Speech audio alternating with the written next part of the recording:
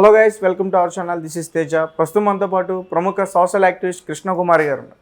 Madam నమస్తే. Madam so Jagan సైన్యమే జగన్ని దెబ్బతీస్తుందా? ముఖ్యంగా జగన్ సైన్యం అంటే మనందరికీ గుర్తొచ్చేది వాలంటీర్ సంస్థ. సో ఇప్పుడు అలాంటి వాలంటీర్ సంస్థ చీలిపోతుంది. ఒక్కొక్కరు కూడా రిజైన్ చేస్తున్నారు వాళ్ళ జాబులకి. ఎందుకంటే జగన్మోహన్ రెడ్డి గారు ఎక్కువగా తమ నాయకుల కన్నా వాలంటీర్స్ని ఎక్కువ నమ్ముతారు, ముఖ్యంగా సర్వేల విషయంలో కూడా. సో మరి అలాంటి వాలంటీర్లు ఇలా దెబ్బతీయడం పట్ల మరి గవర్నమెంట్ వచ్చే ఎన్నికల్లో ఖచ్చితంగా దిగిపోయే అవకాశం ఉంటుంది. సో మీరేం చెప్తారు? అంటే వాలంటీరు వ్యవస్థని తన ప్రైవేట్ సైన్యంగా తయారు చేసుకున్నాడు జగన్మోహన్ రెడ్డి ప్రభుత్వ ఖజానా డబ్బులతోటి. ఇప్పుడు నిజంగా ఆయన ఎవరన్నా వాలంటీర్లు పెట్టుకోవాలి ఆయన పార్టీ వాళ్ళని అంటే ఆయన ప్రైవేట్ వాలంటీర్ వ్యవస్థని పెట్టుకోవచ్చు. దానికి వాళ్ళ పార్టీ నుంచి వాళ్ళకి జీతాలు ఇవ్వచ్చు.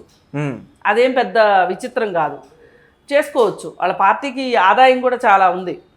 ఇప్పుడు ఇవాళ ప్రాంతీయ పార్టీల ఆస్తులు లెక్కేస్తే కనుక ఇండియా మొత్తం మీద జగన్మోహన్ రెడ్డి పార్టీ వైఎస్ఆర్ పార్టీ ఆస్తి, అలాగే ఇక్కడ కేసీఆర్ పార్టీ ఆస్తులు చాలా ఎక్కువ ఉన్నాయి ప్రాంతీయ పార్టీల్లో చూసుకుంటే. ఓకే, మరి ఇన్ని డబ్బులు ఉన్నప్పుడు వాళ్ళ పార్టీ డబ్బులు పెట్టి తన ప్రైవేట్ సైన్యానికి జీతం ఇచ్చుకోకుండా ప్రభుత్వ ధనంతో వాళ్ళకి జీతాలు ఇచ్చాడు. అధికార దుర్వినియోగానికి పాల్పడ్డాడు.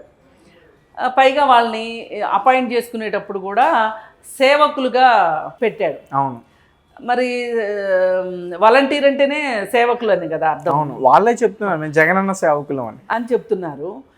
అసలు ఎక్కడా కూడా రాజ్యాంగంలో ఇది ఇమ్మడదు ఈ పదం. ఇప్పుడు వాళ్ళు వాలంటీరు అన్నప్పుడు అసలు వాలంటీర్కి ప్రభుత్వం ఎందుకు జీతం ఇవ్వాలి అనేదే వస్తుంది. అయితే ఏదేమైనా ఆయనకి మోడీ అండదండలు ఉన్నాయి కాబట్టి ఆయన ఆడింది ఆట పాడింది పాటగా ఉంది. అయితే ఇప్పుడు వాళ్ళు ఎందుకు ఇంత తిరుగుబాటు చేస్తున్నారు, ఎందుకు వాళ్ళందరూ రిజైన్ చేస్తున్నారు అనేది కనుక ఆలోచిస్తే, ఇప్పుడు పోస్ట్ గ్రాడ్యుయేషన్ చేసిన వాళ్ళు ఉన్నారు, ఇంజనీర్లు ఉన్నారు, ఇలా రకరకాల చదువులు ఉన్నారు, చదువులు తక్కువ ఉన్న వాళ్ళు కూడా ఉన్నారు. అయితే వాళ్ళందరికీ ఒక ఎంఏ చదివిన కుర్రాడికి, ఒక ఇంజనీరింగ్ చదివిన కుర్రాడికి 5,000 జీతం ఇచ్చి వాళ్ళ చేత ఈ రేషన్ సరుకులు మోపించడం ఎంతవరకు కరెక్టు, వాళ్ళకి పెన్షన్లు ఇంటింటికి తీసుకెళ్లి పెన్షన్లు ఇప్పించడం ఎంతవరకు కరెక్ట్ అని చాలామంది మాట్లాడుతున్నారు. కొంతమంది డిప్రెషన్లో కూడా వెళ్ళారు. అసలు మేము ఇలాంటి ఉద్యోగాన్ని ఆప్షన్ తీసుకుంది అంటే, ఇప్పుడు 5 ఏళ్ల కాలం ఇంత చిన్న ఉద్యోగానికి పనిచేస్తున్నారు అని అంటే వాళ్ళ చదువుకి సంబంధించి వేరే ఉద్యోగంలోకి, వాళ్ళ చదువుకు సంబంధించిన ఉద్యోగంలోకి వెళ్ళి ఉంటే వాళ్ళ సీనియారిటీని పోగొట్టుకున్నట్టేగా, వాళ్ళు ఆ నైపుణ్యాలను కోల్పోయినట్టేగా. ఈ పనులు చేయడానికి ఇంత చదువుకోక్కర్లేదు కదా. కానీ వాళ్ళు ఏంటంటే ఇవేవో పర్మనెంట్ అవుతాయి అనే ఉద్దేశంతో ఆ భ్రమలతోటి పాపం చేరారు. 5 సంవత్సరాలు అయినా వాళ్ళ పర్మనెంట్ చేయలేదు. ఇప్పుడు వాళ్ళకి తత్వం బోధపడిపోయింది. ఏంటి ఇంత మోసం చేశాడు మనని జగన్మోహన్ రెడ్డి, ఇంత సొంతానికి వాడుకున్నాడే మనని ఆయన స్వార్థానికి అని బాధ ఒక పక్కన ఉంటే, ఇంకొక పక్క ఈ 5,000 రూపాయలు సరిపోక ఈ వాలంటీర్లు ఎన్ని మోసాలు చేస్తున్నారో, ఎన్ని నేరాలు చేస్తున్నారో కూడా చాలా చోట్ల రిపోర్ట్ అవుతుంది. అంటే సాక్షాత్తు వీళ్ళు హత్యలు చేయడానికి కూడా వెనకాడట్లేదు. కొంతమంది ఎవరైనా వృద్ధులు ఉన్నారనుకోండి, వాళ్ళ ఇళ్లలోకి వెళ్ళి వాళ్ళ ఇంటికి వెళ్ళగలిగే అవకాశం ఉంటుంది కదా. ఆ అవకాశాన్ని వాళ్ళు వినియోగించుకొని ఒక 2 చోట్ల హత్యలు చేసినట్టు కూడా వచ్చింది. అలాగే కొన్ని అత్యాచార ఘటనలు కూడా వచ్చినాయి. అంటే ఏ ఇంట్లో అమ్మాయి ఉంటది లైంగికంగా వేధించినవి కూడా వచ్చినాయి. అలాగే ఈ చదువుకుంటున్న అమ్మాయిలకి బాయ్ ఫ్రెండ్స్ ఎవరైనా ఉన్నారా అని ఆరాధీసి వాళ్ళని బ్లాక్మెయిల్ చేసిన సందర్భాలు కూడా చూసాం. అలాగే మనీ సర్క్యులేషన్ స్కీమ్స్, అలాగే రియల్ ఎస్టేట్ ఏజెంట్లు అవతారం ఎత్తటము, అంటే ఇటు ఈ ఉద్యోగం చేస్తూనే అటు వేరే అన్ని రకాలుగా నేరాలకి మోసాలకి పాల్పడినట్లుగా మనకి కనపడుతుంది. కానీ పాపం నేరం నాది కాదు ఆకలిది అన్నట్లు 5,000 రూపాయలతోటి వాళ్ళ కుటుంబాన్ని వాళ్ళు ఎట్లా పోషించుకుంటారు? అసలు 5,000 రూపాయలకి ఉద్యోగం ఇచ్చిన జగన్మోహన్ రెడ్డిని అనాలి. దీనికి ఈ నేరాలన్నిటికీ ఆయనే బాధ్యుడు. సరే, వీళ్ళందరికీ ఏంటంటే కొన్ని సంవత్సరాలు పోయేసరికి తత్వం బోధపడి వీళ్ళు మానేస్తున్నారు.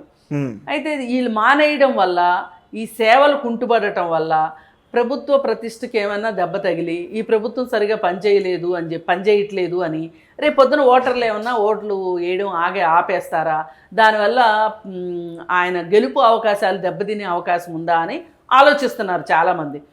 ఉండొచ్చు, ఉండకుండా అయితే ఏం ఉండదు, ఎంతో కొంత నష్టం అయితే ఉంటుంది. ఆయన ఓడిపోవడానికి, నిజంగా ఓడిపోవడానికి ఇది ఒక్కటే కారణం అనడానికి లేదు. 1,00,000 ఉన్నాయి ఆయన ఓడిపోవటానికి. ఇప్పుడు ఈవేళ నేను ఇందాకే ఒక వీడియో చూసా, సిపిఐ నారాయణ గారు ఒక వీడియో చేసి పెట్టారు సోషల్ మీడియాలో. ఓకే, ఆ వీడియో ఏంటి అంటే, కాంగ్రెస్ ప్రభుత్వం ఉండగా రైతులకు ఇచ్చిన పాస్బుక్, చంద్రబాబు నాయుడు ప్రభుత్వం ఉండగా రైతులకు ఇచ్చిన పాస్బుక్, ఇప్పుడు జగన్మోహన్ రెడ్డి వచ్చిన తర్వాత రైతులకు ఇచ్చిన పాస్బుక్, 3 పుస్తకాలు చూపించారు ఆయన. చూపించి కాంగ్రెస్ ప్రభుత్వం ఇచ్చిన పాస్బుక్ మీద జాతీయ జెండా ఉంది, 3 రంగుల జెండా ఉంది దాని మీద.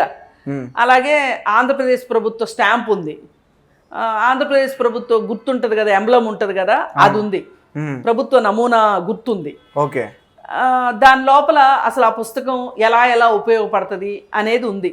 అది పూర్తిగా రైతుకు సంబంధించింది, ఫలానా ఆస్తికి సంబంధించింది. ఆ ఆస్తిని బ్యాంకులో కుదవబెట్టుకోవచ్చు, రేపొద్దున రిజిస్ట్రేషన్ అప్పుడు ఇదే లింక్ డాక్యుమెంట్గా ఉపయోగపడుతుంది. ఇలా రకరకాలుగా క్లాజులన్నీ దాంట్లో ఉన్నాయి. ఒక రైతుకి పూర్తి హక్కుని ఇచ్చే విధంగా పాస్బుక్ ఉంది. ఏది కాంగ్రెస్ వాళ్ళు ఇచ్చింది. తర్వాత చంద్రబాబు నాయుడు ఇచ్చిన పాస్బుక్, నూతనంగా 2014లో ఏర్పడిన ప్రభుత్వం ఇచ్చిన పుస్తకం పూర్తిగా గ్రీన్ కలర్లో ఉంది. అంటే వ్యవసాయం అంటే గ్రీన్ కలర్లో ఉంటుంది కాబట్టి ఆకుపచ్చ రంగులో ఆ పుస్తకం ఉంది. దాని మీద కూడా ఏంటి, ఆంధ్రప్రదేశ్ ప్రభుత్వ ముద్ర ఉంది. ఓకే, దానిలో కూడా ఏంటి, ఈ పుస్తకం ఎక్కడెక్కడ ఉపయోగపడుతుంది అంటే పూర్తి హక్కులు మీకు ఉన్నాయి అని చెప్పే పుస్తకం అన్నమాట అది. ఓకే, ఇప్పుడు మన ఆధార్ కార్డు ఉంది, ఆధార్ కార్డుని ఏమంటున్నాము, గుర్తింపు కార్డు అంటున్నాం, అంతే కదా. దానిలో ఒక గుర్తింపు సంఖ్య ఉంది, ఆ సంఖ్యను బట్టి ఆ నెంబర్ కొడితే ఏమొస్తాయి, మన డీటెయిల్స్ అన్నీ వస్తాయి. మన కంటి పాపల దగ్గర నుంచి, ఐరిస్ దగ్గర నుంచి, వేళ్ళ ముద్రల దగ్గర నుంచి, వేలి ముద్రల దగ్గర నుంచి అన్నీ వచ్చేసేస్తాయి.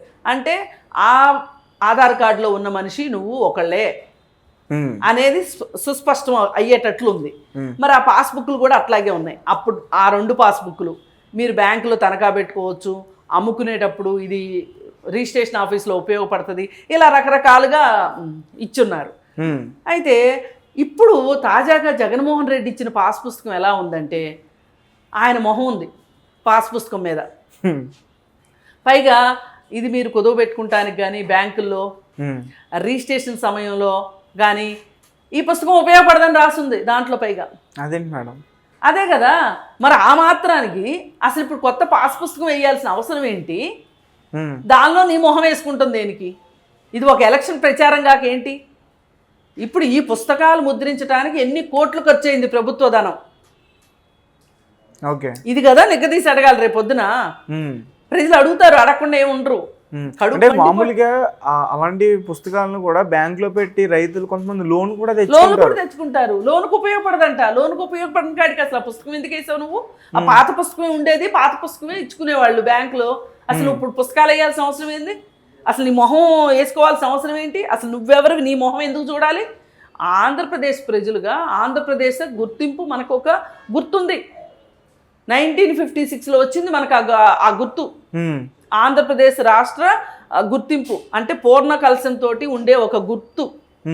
ఆ గుర్తు అప్పటి నుంచి ఇప్పటిదాకా ఆంధ్రప్రదేశ్ ప్రభుత్వ గుర్తు అది ఉంది. ప్రభుత్వాలు మారినా కానీ అదే కంటిన్యూగా వచ్చింది. అది అంతే ఉంటుంది. ఎవరు మారినా, కాంగ్రెస్ మారినా, తెలుగుదేశం వచ్చినా, లేకపోతే ఇంకోటి వచ్చినా ఎవరు వచ్చినా మన ప్రభుత్వ సీల్ ఉంటది కదండి. ఆ సీలు గవర్నమెంట్ సీలు పూర్ణకుంభంతో ఉంటుంది. రాష్ట్రం విడిపోయిన తర్వాత కూడా మనకు అదే గుర్తు కంటిన్యూ అయింది. ఆంధ్రప్రదేశ్కి, తెలంగాణకు మట్టుకు వరంగల్ ఆర్చ్ ఉంటుంది కదా, ఆర్చ్ తోటి తెలంగాణ సింబల్ ఉంది.